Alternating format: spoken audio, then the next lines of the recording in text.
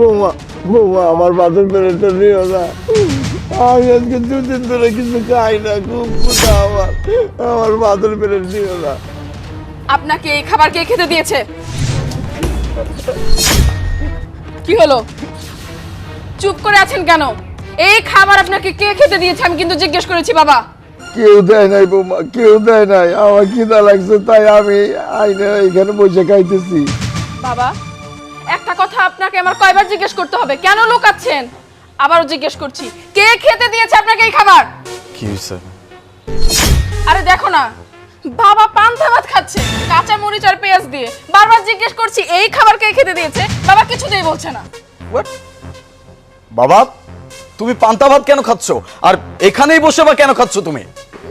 না না বাবা, আমি এমনি খাইতেছি, আমার ইচ্ছা হয়েছে তাই আমি পান্তা ভাত খাইতেছি। আমি খাইতেছি মানে? বাড়িতে কি খাবারের অভাব পড়ছে নাকি বাড়িতে ভালো মন্দ কোনো খাবার নাই? তুমি কেন পান্তা ভাত খাচ্ছ? কে দিচ্ছে তোমাকে এই খাবার? ও আছে তো, বাড়িতে অনেক ভালো ভালো খাবার আছে, কিন্তু আমার ইচ্ছা হয়েছে আমি পান্তা ভাত খাইতেছি। বুঝতে পেরেছি, বাবা কিছুই বলবে না, যাদেরকে জিজ্ঞেস কর আমি তাদেরকে জিজ্ঞেস করছি।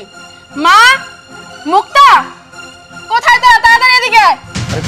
ওদেরকে কেন ডাকতেছো? ওরা আরে ওদেরকে রাখবো না, ওরা বাড়িতে থাকে, আমার শ্বশুর এখানে বসে বসে এই সব খাবার খাচ্ছে, আর ওরা কি তাকিয়ে তাকিয়ে দেখছে? ওরা কি করে? হ্যাঁ, ওদেরকে বাড়িতে রেখেছি আমি কি জন্য? মা, মুক্তা, কি ব্যাপার, কোথায় তোরা? কি ব্যাপার আপু, কি হয়েছে? কি হয়েছে মানে কি? আমার শ্বশুর এখানে বসে বসে কেন এইসব খাবার খাচ্ছে? কাঁচা মরিচ দিয়ে পেঁয়াজ দিয়ে পান্তা ভাত কেন খাচ্ছে? হ্যাঁ, তোরা কি করছিস সেসব দেখিস না? আরে পাগলের মতো প্রশ্ন করতেছে। কাদেরকে কি বলতেছো? ওরা ওরা আমাদের বাড়ির মেহমান, ওরা কিভাবে জানবে? তুমি চুপ করো আলী, ওদেরকে বলবো না তো কাদেরকে বলবো? আমি বাড়িতে নেই 5 দিন, বাড়িতে ফেরার সাথে সাথে আমার এরকম একটা দৃশ্য কেন দেখতে হলো? এই তোদেরকে আমি বাড়িতে রেখে গিয়েছিলাম কিসের জন্য?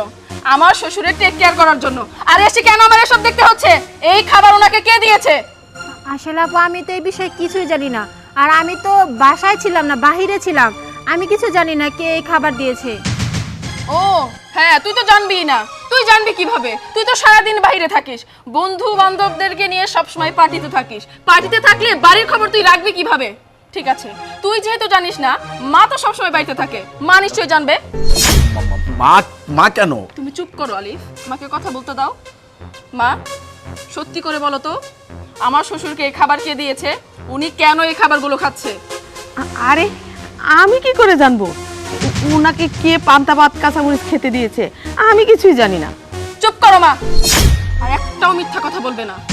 আমি তোমার মেয়ে, ছোট থেকে তোমাকে আমি দেখে আসছি, তুমি যে কি ধরনের মানুষ সেটা কিন্তু আমি খুব ভালো মতো জানি।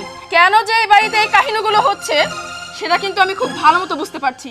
এই বাড়িতে তোমরা 3 জন ব্যক্তি ব্যতীত আর কেউ থাকে না। ঘটনা যদি ঘটিয়ে থাকে 3 জনের ভিতরেই কেউ ঘটিয়েছে। তাই ভালোভাবে জিজ্ঞেস করছি, সত্যি করে বলো, আমার শ্বশুরকে খাবার কে দিয়েছে? ভালোভাবে না বললে কিন্তু আমার থেকে খারাপ কেউ হবে না মা। আরে আমি বুঝতেই পারছি না তুই কেন আমাকে প্রশ্ন করছিস, আমি তো কিছুই জানি না। থাক মা, তোমার আর নাটক করতে হবে না। তোমার চোখই বলছে তুমি মিথ্যে কথা বলছো। আসলে ভুলটা আমারই, তোমাদের এই বাড়িতে রাখাটাই না আমার জীবনের সবথেকে বড় ব্যর্থতা। কেন এরকম করলে তুমি মা? হ্যাঁ, আমি কিন্তু খুব ভালো মতো বুঝতে পেরেছি এই খাবারটা তুমি আমার শ্বশুরকে দিয়েছো। আর এই যে তোমার মেয়ে কেমন সেটা আমি খুব ভালো মতো জানি। যেই দেখেছো আমি 5 দিনের জন্য ব্যবসার কাজে বাইরে গিয়েছি, আর সেই তোমার আসল রূপটা তুমি এভাবে দেখিয়ে দিলে, মান সম্মান কিছু রইলো আমার? না মানে অনেকগুলো পান্তা ভাত ছিল, তাই ভাবলাম যে উনি পান্তা ভাতগুলো খেয়ে নে, কিছুক্ষণ পর তো গরম ভাত হচ্ছে, তখন তো খাবে, ভালো ভালো খাবার খাবে। হ্যাঁ বাস, অনেক বলে ফেলছেন, অনেক কিছু করে ফেলছেন।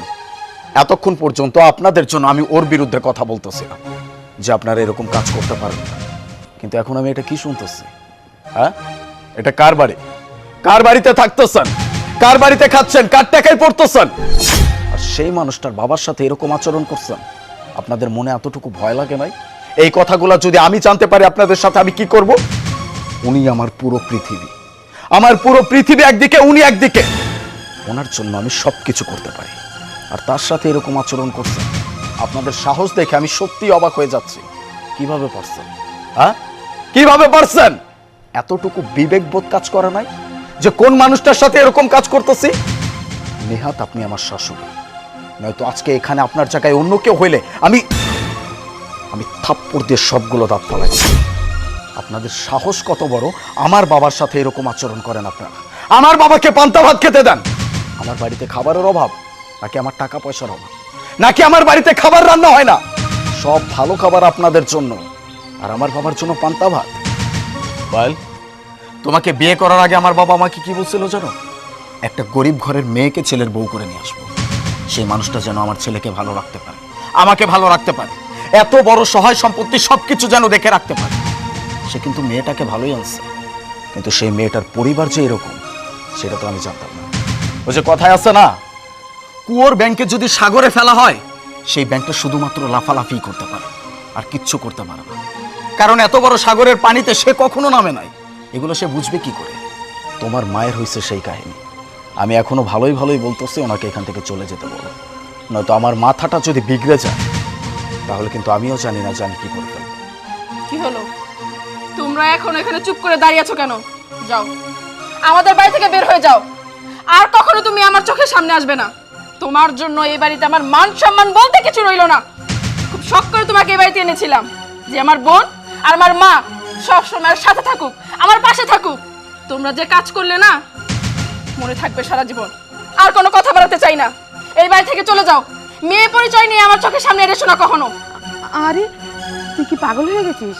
আমি তোর মা, ও তোর বোন। তোর সংসারের ভালোর জন্য আমি কত কিনা করলাম, আর তুই আমাকে শেষ পর্যন্ত ভুল বুঝলি? আর আপনি যে কত বড় গর্দভ আর কত বড় মূর্খ সেটা আমি খুব ভালো করে বুঝতে পারছি। নয়তো এত কিছুর পরেও এরকম একটা কথা আপনি বলতে পারতেন না, আপনার মুখ থেকে বের হতো না। অন্তত একটা মানুষের কাছে সরি বলতেন আপনি। যাই হোক, এখান থেকে চলে যান, নয়তো এই হাতটা কিন্তু এবার আপনার গালে বসবে। যান যান। চল। জানিস বাবা হানিফ, আমার না খুব ইচ্ছা ছিল যে আল্লাহ যদি আমার একটা মেয়ে দিত। কারণ সবার কাছে শুনি কি বাবা মারা বয়স্ক হয়ে গেলে না মেয়েরা দেখে, তাই আমার খুব শখ ছিল। সেই শখটা মনে হয় আল্লাহ আমার পূরণ করছে। ও এই যে আমি গোবর থেকে একটা পদ্ম ফুল আমি তুলে আনছি, এই যে এই মায়াটারে আমি খুব শখ করে আমার এই বাড়িতে আনছি। আমি যেমন চাইছিলাম আল্লাহ আমার ঠিক তেমন দিছে। এই পদ্ম ফুলটা গোবরের মধ্যে ছিল। বাবা হানিফ, ওকে তো তোরা বাইর করে দিলি। আসলে কি জানিস, কথাই বলে যে গোবরে পদ্ম ফুল, ওই সেইটাই হয়েছে। তুই দুঃখ করিস না বাবা, আমি মেয়ে পাইছি, আর আলাই দিলে তুই একটা বউ পাইছিস। আমি এখন মরে গেল আমার এই আত্মাটা শান্তি পাইব যে আমার ছেলের দেখাশোনার জন্য একটা মানুষ আমি রাইখে আইছি দুনিয়ায়। সেই মানুষটা হইলো এই যে আমার বৌমা। না, আমার বৌমা না, আমার মাইয়া। বৌমারে আমি আজকে খুব খুশি হয়েছি রে মা। আমার বুকটা মরে গেছে তোর কথা শুনে। আমি এতদিন যত কষ্ট করছি এই তোর মুখের কথাগুলো শুনে আমার বুকটা মরে গেছে, সব কষ্ট দূর হয়ে গেছে। তোর মতো এরকম ছেলের বউ যদি প্রত্যেকটা ঘরে ঘরে হইতো রে মা, তাহলে এই দুনিয়ায় কোনো অশান্তি থাকতো না, কোনো বৃদ্ধ বাবা মা কষ্ট করতো না। আমি তোরে দোয়া করি তুই সুখী হ, স্বামী সুহাগী হ, আল্লাহ তোরে ভালো রাখুক, ভালো রাখুক। বাবা, আমার মা আর আমার বোন আপনার সাথে যেটা করেছে সেটা অনেক অন্যায়, সেটা আমি জানি। ওদের হয়ে আমি আপনার কাছে ক্ষমা চেয়ে নিচ্ছি। প্লিজ আপনি ক্ষমা করে দিন। ছোটবেলায় বাবা হারিয়েছি, এই বাড়ির বউ হওয়ার পর থেকে আমি আপনাকে আমার নিজের বাবা মনে করি, আর আপনি আমাকে নিজের মেয়ে মনে করেন। আপনার কাছে একটাই অনুরোধ, সারা জীবন এভাবে আমাকে ভালোবাসবেন, এভাবে আগলে রাখবেন। আর আপনি কোনো চিন্তা করবেন না, আজকের পর থেকে আপনার দেখভাল আমি করব। আপনার যত্নের আর কোনো ত্রুটি হবে না, আর কখনো আমি এমন ভুল করতে দিব না। আপনি শুধু আমাকে আপনার সেবা করার সুযোগ দিন বাবা। ওরে পাগলি, তুই আমার কাছে ক্ষমা চাস কেন? তুই কোনো অন্যায় করস নাই, ভালো থাক তোরা।